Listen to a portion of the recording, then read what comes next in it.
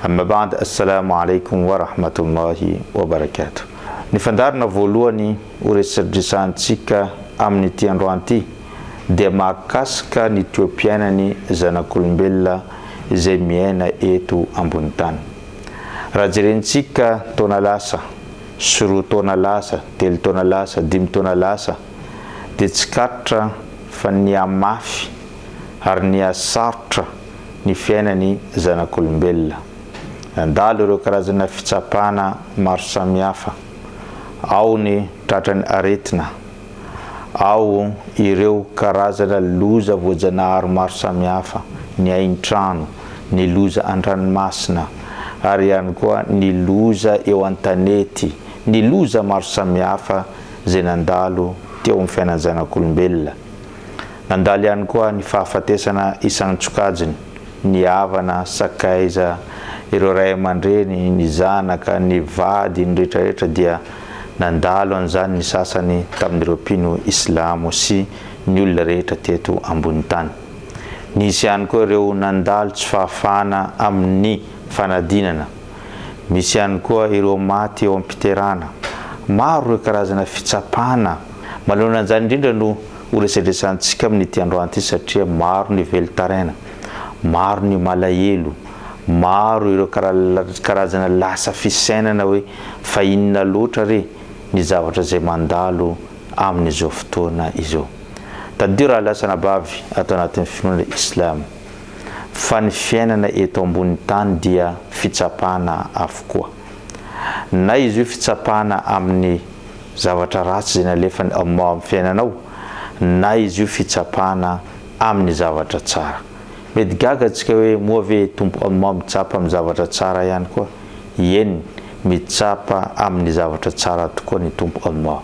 Mety omeny Allah subhanahu karazam-pahasoavana maro anao, nefa tsy tsapanao izany zavatra izany, ary tsy tsikarotrao izany zavatra izany, hany ka adininao mankasitraka sy midera any tompo Allah subhanahu tamin'ireo karazam-pahasoavana maro izay nisy teo amin'ny fiainanao. Fa ny zavatra ratsy hoe efa fantantsika ny fitsapany Allah amin'ireo zavatra ratsy ireo.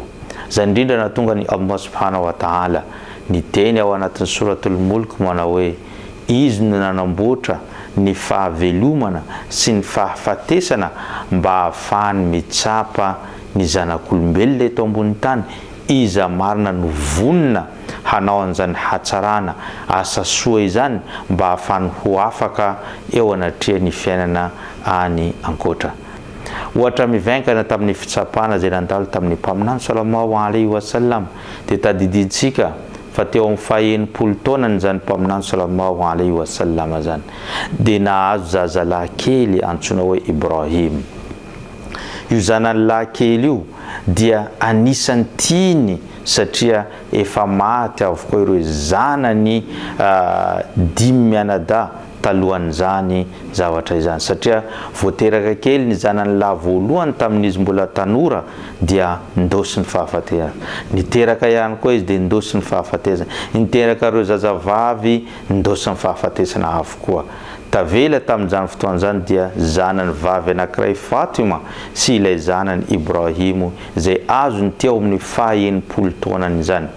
Rehefa azony zany zaza zany dia tiany ary faly isa-maraina dia hoentiny mandomba ravarana n'ireo mpanaradia azy hoe jereo izy Ibrahim, zazalahy mahafinaritra, zazalahy tiako, zazalahy endry, zany zazalahy izany. Ka tiany mpaminany sallallahu alaihi wasallam izany zaza zany, saingy noho ny fitsapany Allah subhanahu wa ta'ala tsy nandalo akory enim-bolana dia ndosy ny fahafatesana izany zazalahy kely voateraka Ibrahim zany. Nalahelo mpaminany sallallahu alaihi wasallam satria nahoana nahatsiaro ilay zanany mbola kely efa ndosy ny fahafatesana avokoa. Nalahelo izy nitomany latsa-dranomaso, sainginina teny navoaka ny mpaminany sallallahu alaihi wasallam tamin'izany fotoan'izany dia niteny izy manao hoe innal aina la tadma wa innal qalba la yahzan walakin la naqulu illa lima yurdi rabbuna wa inna li firaquka ya Ibrahim la mahzunun. Ny maso izy dia mahay mitomany ary ny fo dia mahay malahelo, fa zay kosa ry Ibrahim tsy amoaka teny afa-tsy zay mahafaly any tompo Allah subhanahu wa ta'ala manoloana ity fahoriana izay mandalo eto aminay ity. Fa aoka fantatrao ry Ibrahim fa ny fisarahanay aminao dia mangotrika marary tokoa izany fitsapana nalefany Allah. Saingina dia marary ara zany, mino ny fandaharany Allah subhanahu wa ta'ala, mino ny lahatra izay nalahatra ny tompo Allah subhanahu wa ta'ala eo amin'izany fiainany mpaminany Muhammad sallallahu alaihi wasallam izany. Zay no karazana fitsapana nandalo tamin'ny mpaminany. Io no farany malefaka tamin'ny fitsapana zay nandalo teo aminy. Fa maro ireo fitsapana tamin'ny fiainany zany mpaminany sallallahu alaihi wasallam.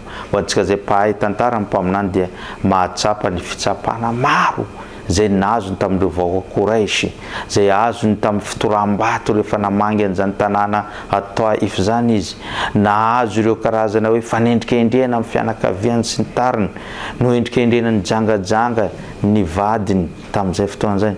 Be dia be ireo karazana fitsapana nazony mpaminany sallallahu alaihi wasallam. Saingy ny fo mino ny Allah mitsatoka ao anatin'izany finoana izany. Ka ho antsika ihany koa rehefa tratran'ireo fitsapana dia aoka hitsatoka mafy ao anatin'ny finoana ny fonao sy ny tongotrao fa tsy hivilivily ka ho voereziny izany shaitany izany.